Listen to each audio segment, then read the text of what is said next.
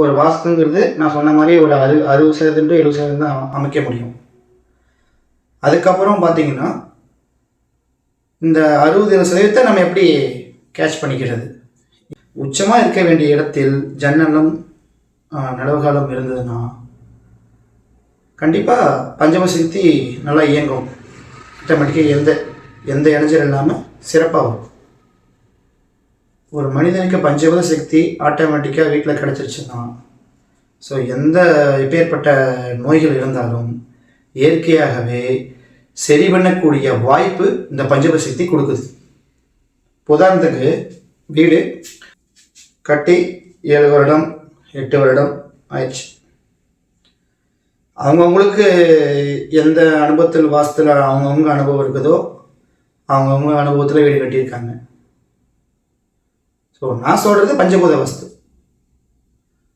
இந்த பஞ்சபூத வாஸ்துல முக்கியமான விஷயமே இந்த பஞ்சபூத சக்தி வீட்டுக்குள்ளே கொண்டாடணும். அதான் என்னோட நோக்கம். இது கொண்டாந்துட்டாலே போதும். ஆட்டோமேட்டிக்காக ஒரு மனிதனுக்கு எந்த நோயாக இருந்தாலும் சரி அதை குணப்படுத்த முயற்சிக்கும். அந்த முயற்சி நம்ம முயற்சி பண்ணணும்னா அதில் வெற்றி பெறணும். ரொம்ப ஒரு விளக்கமாக சொல்கிறாங்க. பஞ்சபூத சக்தினா நம்ம பூமியில் இருக்கக்கூடிய எது இயற்கையாக கிடைக்கிறதோ, இயற்கையான மருத்துவங்கள் கிடைக்கிறதோ அது பஞ்சபூத சக்தியை நல்லா சப்போர்ட் பண்ணி ஒரு வீட்டில் உடல்நிலை சரியில்லை இல்லாமல் ரொம்ப நாளாக இருக்கிறவங்களுக்கு ஸோ கண்டிப்பாக சப்போர்ட் பண்ணும். அதை விட ரொம்ப முக்கியம் இந்த இயற்கையான முறையில் இந்த இயற்கை மருத்துவங்கள் தற்சார்பு வாழ்க்கையை ஃபாலோ பண்ணோம்னா இன்னும் சூப்பராக இருக்கும். என்னங்க வாஸ்துவுக்கும் இதுக்கு என்னங்க சம்மந்தம் அப்படின்னு கேட்டிங்கன்னா சம்மந்தம் இருக்குதுங்க. சம்மந்தம் இல்லாமல் பேசலை. பஞ்சபூத சக்தி என்ன செயற்கையாக வருது கேட்குறேன். செயற்கையாக வருதா? 5 சக்திகளில் ஏதாவது ஒன்று செயற்கையாக வருதா? இயற்கையாக தானே வருது. அப்போ இயற்கையான வரக்கூடிய பஞ்சபூத சக்தியை அப்போ இயற்கையான முறையில் இருக்கக்கூடிய மூலிகை மருந்துகளும் இயற்கை மருத்துவங்களையும் ஃபாலோ பண்ணோம்னா நமக்கு அந்த நோய் குணப்படுத்தக்கூடிய ஸ்டெப்பு அப்படியே படிப்படியாக முன்னேறி சரி பண்ணிடலாம். அதாவது கொஞ்சம் லேட்டாக அவ்வளோ உடனே சரியாகாது. கொஞ்சம் நாள் டைம் ஆகும். ஒவ்வொரு வியாதிக்கும் ஒவ்வொரு விதமான ட்ரீட்மெண்ட் போகும்போது கொஞ்சம் டைம் எடுத்துக்கணும். நம்ம அது உள்ளே போய் குணப்படுத்தி எவ்வளோ உடல் கழிவுகள் இருக்கும் அதெல்லாம் சரி பண்ணணும்ல. அதெல்லாம் சரி பண்ணி அந்த உடல் கழிவுகளை நீக்கி அந்த மருந்து ஆக்டிவேட் ஆகி சரி பண்ணுறதுக்கு சொல்லுவாங்க. 1 மண்டலம் ஆகும், 48 நாள் ஆகும், இல்லை 3 மாதம் ஆகும், 6 மாதம் ஆகும், 1 வருடம் கூட ஆகணும். ஆனால் கண்டிப்பாக இயற்கை முறையில் ஃபாலோ பண்ணோம்னா கண்டிப்பாக அந்த பஞ்சபூத சக்தி நமக்கு சிறப்பாக வேலை செய்யும். மருத்துவம் ரொம்ப முக்கியம். அலோபதி மருத்துவம் மிக மிக ரொம்ப முக்கியம். நமக்கு தேவை. அலோபதி மருத்துவம் எமர்ஜென்சிக்கு தேவை.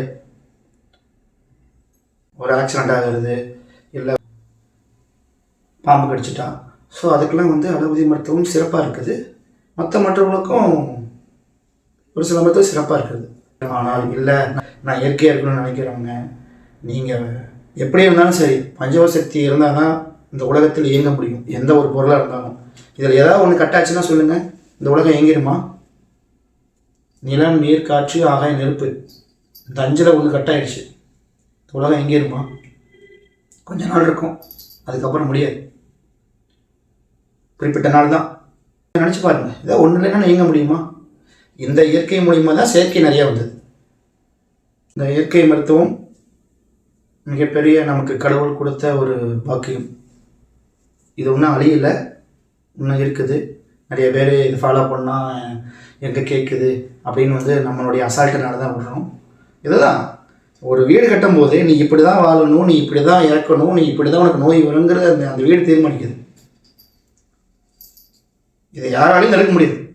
நான் இப்போ வாஸ்து பார்த்து என் வீடியோ பார்க்குறாங்கன்னா ஆல்ரெடி லைஃப்பில் அந்த வீடு பாதிக்கப்பட்டு அடிபட்டு இல்லை பல பிரச்சனைகளை சந்தித்து இருக்கிறவங்க தான் என் வீடியோ பார்ப்பாங்க. எனக்கு ஃபோன் கான்டாக்ட் அப்படி தான் வருது. ஆமாங்க, சிலர் செழிப்பாக இருக்காருன்னா அவர் பாட்டுக்கு ஒரு வேலையை பார்க்குறாரு, அவருக்கு பஞ்சபூத சக்தி இயங்குதுன்னு அர்த்தம். மனசில் எதுவும் கவலை வச்சுக்க மாட்டார். மனசில் கவலை இருக்கிறவங்க தாங்க பிரச்சனை.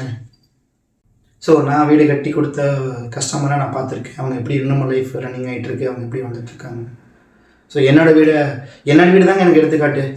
மக்களுக்கு பகிர்வுன்னு சொல்லி நான் பற்ற இந்த ஞானத்தை மக்களுக்கு கொடுக்கணும்னு ஆசைப்பட்றேன்.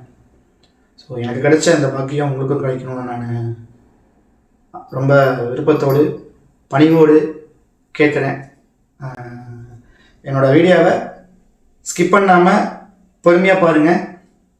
அப்போ தான் ஒவ்வொரு விஷயமும் புரியும்.